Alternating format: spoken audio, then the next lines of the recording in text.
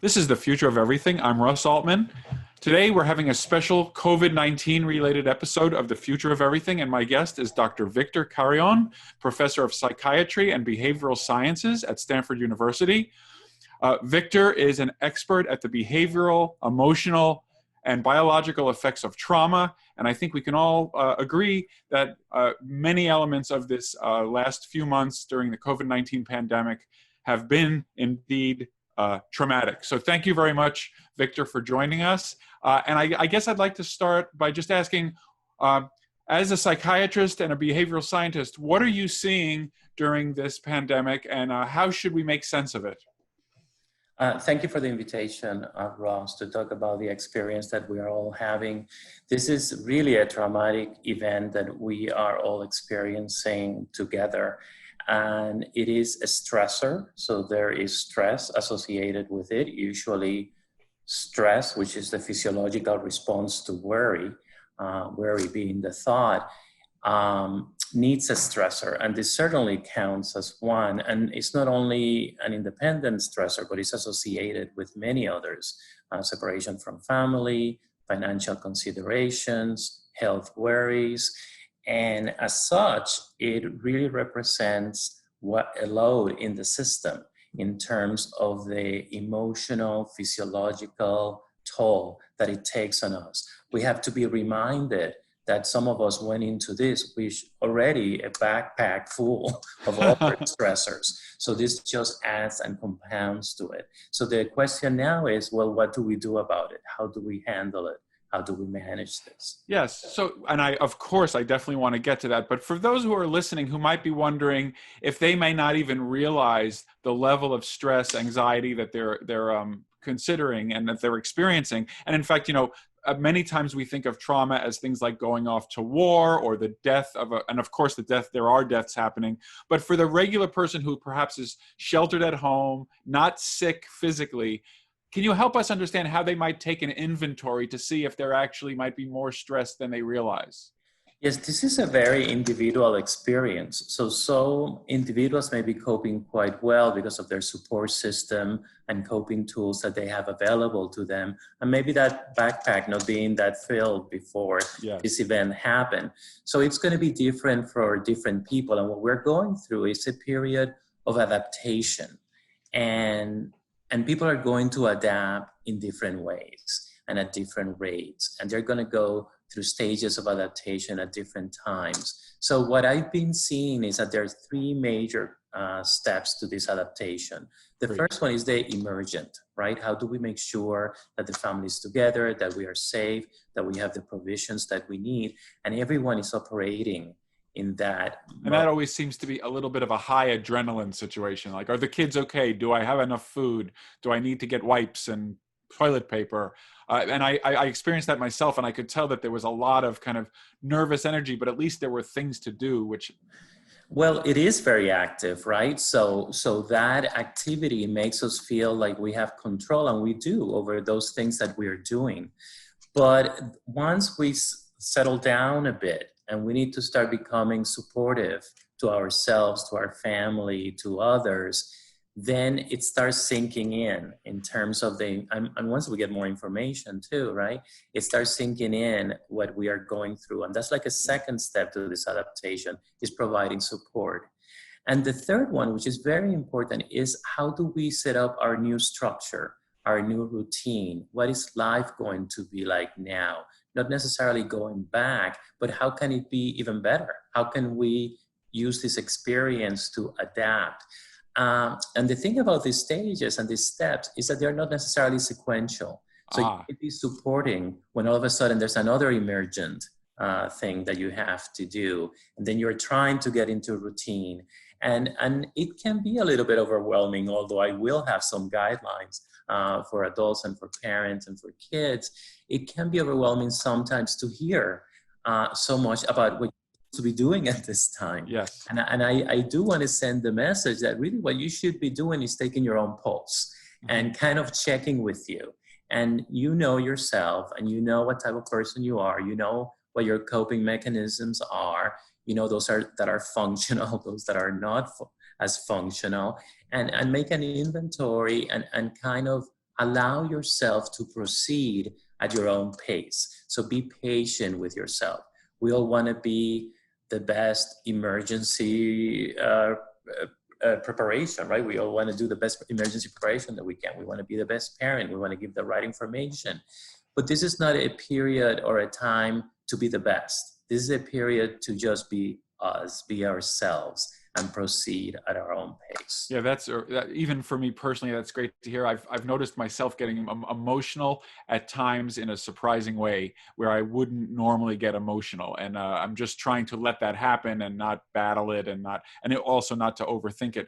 You've made reference to parents and children, and I know that one of your areas of academic specialty is the response of children to situations like this. And as I understand it, it might not be the same as for adults, and it also may take on many different forms. And this is something that I think parents everywhere are worried about. Can you talk to me a little bit about how are children of different ages experiencing this, and what should parents and the children themselves be aware of or do, or what can you say about that? Yes, and Russ, it's not only different between adults and children, but children also, according to their developmental stage, is different for each of them. So we have the preschoolers, which are very different than the school-age kids, or very different than the teenagers. I can't even imagine being a teenager right now. No, that's where I think we have to talk a lot about, because, teenagers sometimes are at home for 1 hour, right? And they feel like they've been there forever. So this must be really, really hard for them. And we'll start with them. We'll start with teenagers.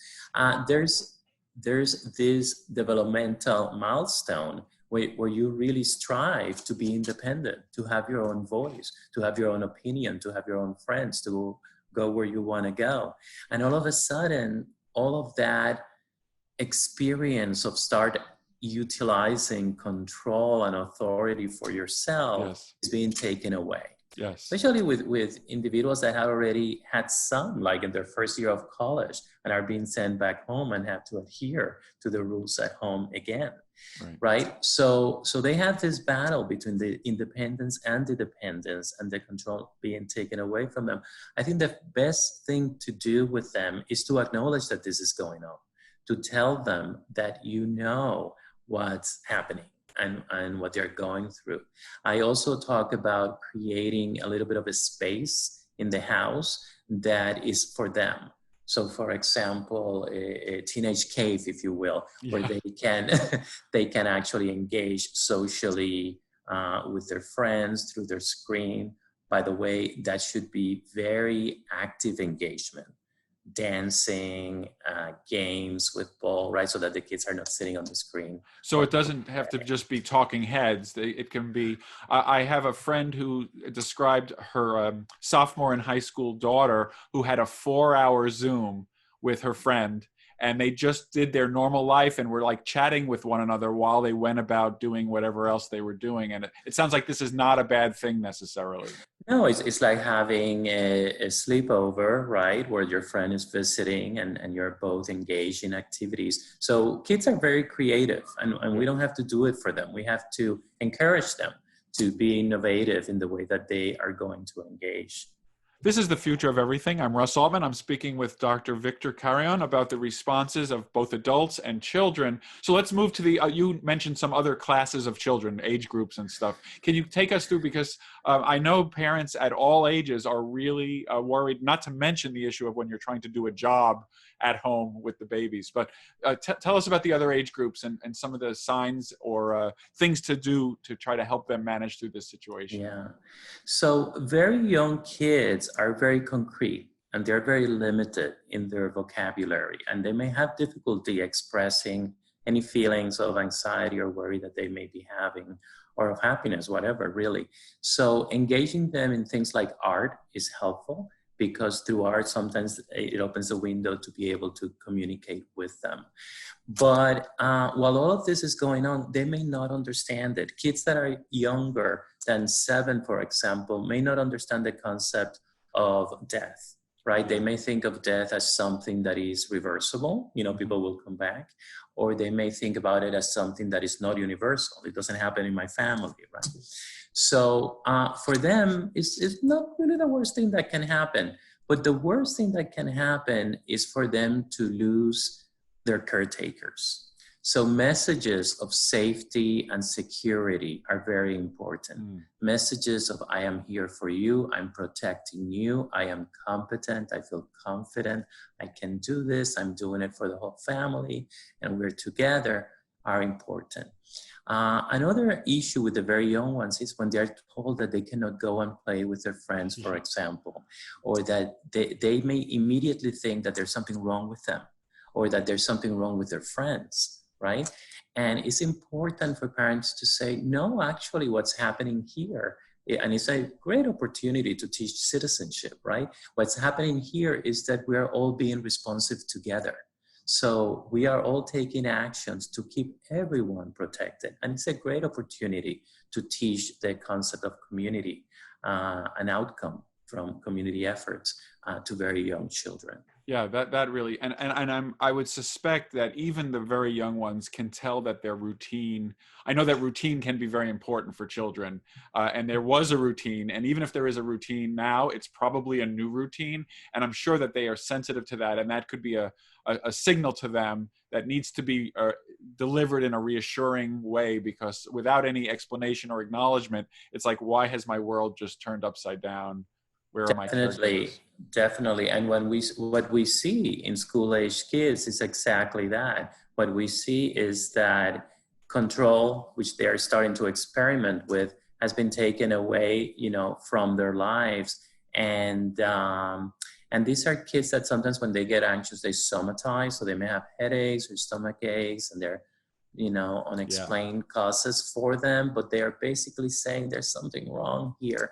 And it is normal at baseline for school-age kids to have worries, right? We tell them what they're going to eat, we tell them what they're going to wear, so they don't have a lot of control over their lives. And that lack of control is what creates worry. So there may be a little bit more worry now. So it's important to engage with them. Something that's very helpful for all kids, but especially also for the older ones, is to keep a journal and to write, where they can actually write their thoughts, their opinions, their experience, something that they can reflect in the future, and they can look back at this experience and how they manage this with their families. That would also be very useful for the historians of this pandemic who are trying to make sense of how we made sense of it. So one thing I wanted to ask, there's so much to talk about, but one thing I wanted to ask was, we've talked about, and I'm aware of, post-traumatic stress disorder as a thing that happens. And I'm wondering if this is the kind of situation where we may see down the line post-traumatic PTSD, as they call it, and also if there's things people can do today in kind of a preventive way to try to help themselves or others mitigate those risks of down the line effects. Yes, so earlier I talked about the backpack. So there are certain risk factors for developing post-traumatic stress disorder. One is how close you are to the epicenter of the event, right? Of the earthquake usually, or some other natural disaster. In this case, we can assume that just because of the news and because of the exposure, everything we are reading, writing, hearing constantly, which reminds me, it's also very important for parents to have some limitations and monitor what their kids are exposed to the media. Yeah, so we want to decrease exposure because exposure is certainly a risk factor for the development of post-traumatic stress disorder. Use of alcohol, tobacco, drugs also puts individuals at risk because it interferes, well, with many things, but it does interfere with deep sleep. And during the deep stages of sleep, we really process the events of the day. So even if you sleep the right number of hours during the day, but you don't go to those deep, your sleep is very light, but you don't go to those deep stages, you may not process them. So what happens with those emotions that are not processed is that sometimes they come out as symptoms. And then that's what we call PTSD, which is basically perceiving events in the future that are not threatening as threatening. Your body has the same fight or flight response as if it was a threatening event. So this is very important because I'm sure is a nation filled with problems with sleeping right now. I would not be surprised if that's very prevalent. Now, of course, we don't want to yell at people and say, make sure you get enough sleep because otherwise you're going to get PTSD. That I won't be know. useful. But it is a way at least to monitor if you're at increased risk, and then maybe to think about ways to, as you said, limit exposure to the insults, which are kind of the mass media and the reports of the bad things going and on. and we want to sleep well, we want to eat well, we want to exercise both mentally and physically. We like yoga in my program because yoga is something where you exercise both and you combine exercise with mindfulness, which is being attentive to the present in a very non-judgmental way, and experiencing it. So I would encourage people to really look at exercises. And on our website, Early Life Stress and Resilience Program, we have a number of resources where people can go to the homepage and Oh, that's great. Can you just spell out for people who are interested what they should search in Google or what the URL is? Or yes, we have the Early Life Stress and Resilience Program at Stanford is elsrp.stanford.edu, and that will take you to our homepage, and then you will see some links. Let me give you an example. One of our partners is Pure Edge Inc., and they have in their homepage, they have what they call brain breaks, which are exercises for adults and for children that they can use to help them reach a level of mindfulness and rest and really managing anxiety, because that's a lot of what we are all experiencing, anxiety. this is great to hear because I know some people during what we might call normal times poo-pooing these ideas of mindfulness and contemplation, but it sounds like you are saying loud and clear that these are incredibly important interventions during times like this. And the reason I'm confident saying that is because we just did a 3-year study, longitudinal, looking at a curriculum of yoga and mindfulness exercises in the East Palo Alto School District with a control group in other school districts. So this is real science. And we are looking at the data now, but we're seeing some preliminary findings that are very promising in terms of quality of sleep, emotion regulation, executive function. One of the things that anxiety does, these are not, we believe these are real antidotes to the anxiety and stress that we are living. They're not just fads, like other things. One of the things anxiety does is that when we are anxious, we're responding to a threat, as I mentioned earlier, and we have this fight or flight response. So all of our resources, all of our bloodstream, all of our energy goes into this protection mode, which of course is very adaptive. But sometimes it really doesn't go to our prefrontal cortex, where we actually make sense of things and think analytically. So we may make some decisions that may appear to be safety-based, but that actually get us more in trouble. So we really need to control the level of anxiety we experience. This is wonderful. This is The Future of Everything. I'm Russ Altman. More with Dr. Victor Carrion about stress, dealing with stress, and its context here in the COVID pandemic, next on Sirius XM. Welcome back to The Future of Everything. I'm Russ Altman. I'm speaking with Dr. Victor Carrion about how people are responding to the stresses and strains of this pandemic in their everyday life. So, Victor, at the end of the last segment, you mentioned this study that's coming out. And just to finish that thought, what age group of people were you studying for these very interesting findings? Yes, these were the curriculum, which was from the Pure Edge group, was implemented in kindergarten to 8th grade. The research was 3rd graders and 5th graders. I wish we would have researched the kindergarteners, because it's amazing 3 years later how they really have adopted these lessons of mindfulness and yoga. For them, it's not an intervention. It's just like brushing their teeth. It's part of life. They do. So it's really a coping tool that they have very, very available to them. And it seems to me that although you didn't do adults, it would not be a crazy inference that those same interventions would likely be effective in people outside of the age range that you were studying. Well, in fact, the way that we started this was by training kids, but we realized that really training the teachers is the way to go. Right. Because if the teacher can create an environment in the classroom that is conducive to this program to decrease anxiety, then the students just follow it. So we're concentrating now on actually training educators. Yes, and what a perfectly timed set of studies. I wanted to move to, okay, we know that there are some people who are going, because of the backpack that you pointed, their backpack is now overflowing with stress, and I'm sure that this has implications for the changes in behavior, the changes in cognition that we might see in people who are just stressed out by the trauma that they're experiencing.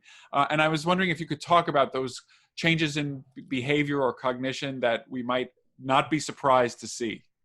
So I want to say that it is okay, right? We're human beings, and it is okay to be anxious, especially in times like this, and to be stressed. But as responsible adults, we also need to do something about it. We cannot let that anxiety control our behaviors, right? So if we let it be, right? If we are just controlled by the anxiety that we feel and we don't manage it, that is going to impact our judgment. Mm-hmm. So people make more poor judgments, more irrational decisions, and importantly, wrong attributions as well. So for example, if in this situation that we're living, if you start in a subtle way or in a direct way accusing people of being in this situation, for mm-hmm. example, the xenophobia that we've seen, right? That can create acts of violence, that can create intimidation towards people like the Asian populations.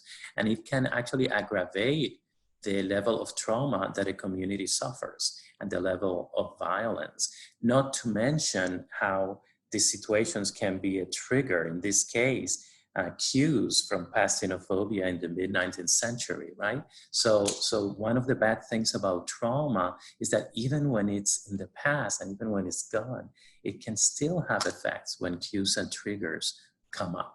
And certainly if we see xenophobia now, for example, that's going to be a trigger of the past, and it's going to just make what we are all experiencing worse. Yes, it sounds like, if I'm understanding what you're saying, not only does the unfairly targeted group suffer, but it may even be that the people who are doing the targeting are really doing themselves an injustice by letting those behaviors manifest. Yes, and this is going to affect the emotional life of those being affected, and those that the victim and the perpetrator, and potentially the economic life of them as well. And so it has a lot of repercussions.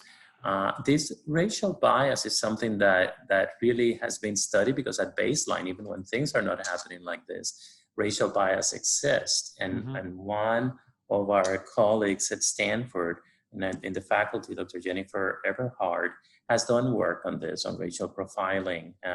She's working on virtual reality programs for training police on how to handle racial bias, for example. Well, that raises an issue that I wanted to ask about, because unfortunately, the effects of this pandemic in terms of stress are not distributed equally. There are people who are in a comfortable home with a lot of diversions and plenty of food. And then there are people who were already living in cramped conditions. They're now forced to be with each other all day, whether or not that was the plan initially. And so I'm just thinking out loud that it seems to me that there will be a disproportionate effect on under-resourced people in terms of these long-term potential impacts. Are there? But I would guess that your advice about mindfulness, that these same interventions, however difficult they may be, are still very much worthwhile for those groups. And I wonder if there's any way to get that message to them. Yes, it is good for them. I would say there are extra pressures from not having resources, and economic problems do that, right? So they put you at a disadvantage. But there's some risk factors that really cross economic lines. Uh-huh. So, for example, not having a sense of community, not having a support system is something that also can have great impact on how you manage this whole situation. And sometimes you can have the financial resources and not have that. Sometimes you don't have the financial resources, Yes. but you do have that. And then sometimes you don't have either. And sometimes you have both. When you don't have either, that's very problematic, and it is important to get this information to them. So we do webinars, we do podcasts like this one. We try to reach family docs, primary care personnel through our trainings. We have a treatment that we call Q-centered therapy that I developed to treat the experience of trauma in youth, that has been translated to Spanish, for example. And now what we're doing is creating online modules to train therapists on how to do that, so that really the reach becomes increasingly disseminated internationally, for example. Very important. This is the future of everything. I'm Russ Altman. I'm speaking with Dr. Victor Carrion about the behavioral consequences and stress consequences of this pandemic. And I want to end with a question about our colleagues in medicine. So Victor and I are both part of the Stanford School of Medicine. We have colleagues in the hospital now dealing with extremely stressful conditions. And there are people, of course, we've heard about all over the country and all over the world. I just wondered, Victor, if you've had any observations or thoughts about the healthcare workers themselves and the experiences they're going through. I'm sure everything you've said in our conversation is relevant to them, but are there any things you'd like to highlight about the experience of caregivers in this situation? Yeah, there are first-line responders, and first-line responders can be more vulnerable not only to the physical consequences of COVID-19, but also to the emotional ones. We were talking about those phases before. Yes. They are like working on that emergent phase all the time, and they need to remind themselves, and we need to remind ourselves to be there, to be supportive for them, yes. Right? And to be able to help them create their new routine when it's time for that. Are the hospitals aware of this, and are they trying to do anything, or is it just too much of a all hands on deck, and they're not really able to support the workers because of this situation? Yeah, the university is very aware, and our department, the Department of Psychiatry and Behavioral Science, in partnership with WellMD, has created a series of wellness programs in terms of how to manage anxiety, how to deal with your family, how to take care of your kids, and these are available as well. And for these, one can go to the homepage of our department, the Department of Psychiatry. Psychiatry and Behavioral Sciences at Stanford. Well, thank you for listening. Thank you for being with us, Victor. This has been The Future of Everything. I'm Russ Altman. If you missed any of this episode, listen anytime on demand with the SiriusXM app. Everybody, stay healthy, stay safe. Thanks very much. Thank you, Ross. Be well.